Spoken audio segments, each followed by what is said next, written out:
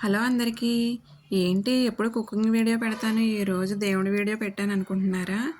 నేను ఈ మధ్య షార్ట్స్లో కల్పవృక్ష నారసింహ సాలగ్రామం అనే పుణ్యక్షేత్రం గురించి షార్ట్ పెట్టడం జరిగిందండి.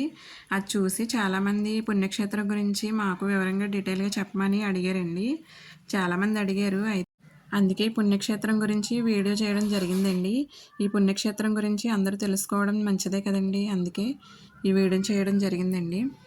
రండి, ఈ పుణ్యక్షేత్రం గురించి అందరం తెలుసుకుందాం. ఈ పుణ్యక్షేత్రం భద్రాచలానికి 100 అడుగుల దూరంలో ఉందండి. గోవింద కల్పవృక్ష నారసింహ సాలగ్రామం అనే క్షేత్రం ఉందండి.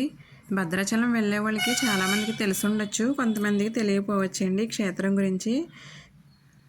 ఇక్కడ ప్రముఖ జ్యోతిష్యులు డాక్టర్ కృష్ణ చైతన్య గారు 9వ తరం వారండి. స్వామివారికి మంగళవారం ప్రత్యేకంగా తిరుమంజనం సేవలు, సుప్రభాత సేవలు, ఈ గుడికి వచ్చే భక్తులకు నిత్యాన్నదానాలు, వృద్ధులకు, వికలాంగులకు అన్నదానాలు ఈయన చేతుల మీదుగా జరుగుతాయండి.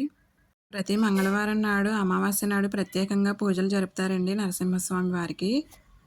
అసలు ఈ కల్పవృక్ష నారసింహ సాలగ్రామం ఎలా వచ్చిందంటే, ఈ కృష్ణ చైతన్య గారి వంశస్థులు రంగాచార్యుల వారికి వృద్ధ దశలో స్వయంగా లక్ష్మీ నరసింహస్వామి వారే స్వయంగా ఈ సాలగ్రామాన్ని అందజేశారండి. అప్పటి నుంచి ఈ వంశస్థులు పూజలు చేస్తూ వస్తున్నారండి. ఈ తరం అయితే డాక్టర్ కృష్ణ చైతన్య గారు ఆధ్వర్యంలో జరుగుతున్నాయండి పూజలు.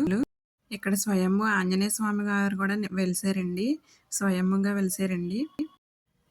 ఇక్కడ నరసింహస్వామి వారికి ధర్మబద్ధమైన కోరిక కోరుకొని ముడుపు కట్టినట్లయితే తప్పకుండా నెరవేరుతుందండి. సంతాన భాగ్యం కోరి ముడుపు కడితే తప్పకుండా నెరవేరుతుందండి. ఇక్కడ విశేషంగా మంగళవారం నాడు పూజలు జరిపి పానకం తీర్థంగా ఇస్తారండి. ఈ తీర్థం తీసుకున్న వాళ్ళకి సర్వరోగాలు నయం అవుతాయండి. ఆరోగ్యం, సంతానం, ఆర్థిక సమస్యల గురించి, పిల్లలకు సంబంధించిన సమస్యల గురించి ముడుపు కట్టినట్లయితే తప్పకుండా నెరవేరుతాయండి.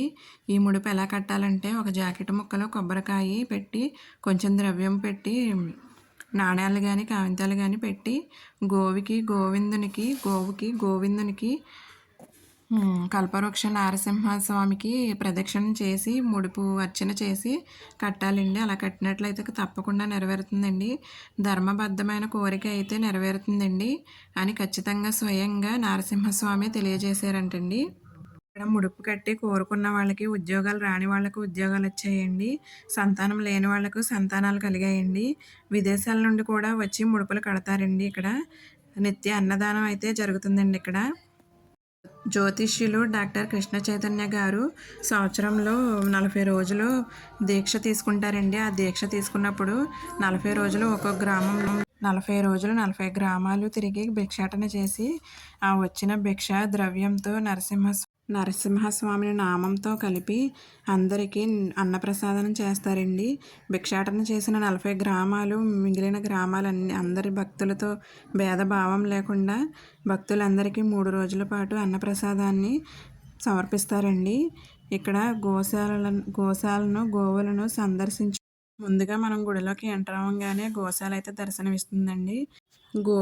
గోవిందుడిని కలిపి ఒకేసారి ప్రదక్షిణ చేసేటట్లుగా ఈ క్షేత్రం అయితే నిర్మించబడిందండి. అందుకే మనకి ఎంట్రన్స్లో గోవింద కల్పవృక్ష నారసింహ సాలగ్రామం అనే పేరు అయితే కనపడుతుందండి. ఇక్కడ రాధాకృష్ణులు దర్శనమిస్తున్నారండి గోశాలలో. ఈ క్షేత్రం గురించి ఎంత తెలుసుకున్నా తక్కువేనండి. ఈ క్షేత్రం ఎంతమందికి తెలుసో కామెంట్లో పెట్టండి. నాకు తెలిసిన విషయాలు అయితే నేను చెప్పానండి. ఈ వీడియో అందరికీ షేర్ చేయండి. షేర్ చేయడం వల్ల అందరికీ పుణ్యక్షేత్రం గురించి అయితే తెలుస్తుందండి. అందరికీ కల్పవృక్ష నారసింహస్వామి వారి ఆశీస్సులు ఉండాలని ఆశిస్తూ జై నారసింహ, జై జై నారసింహ.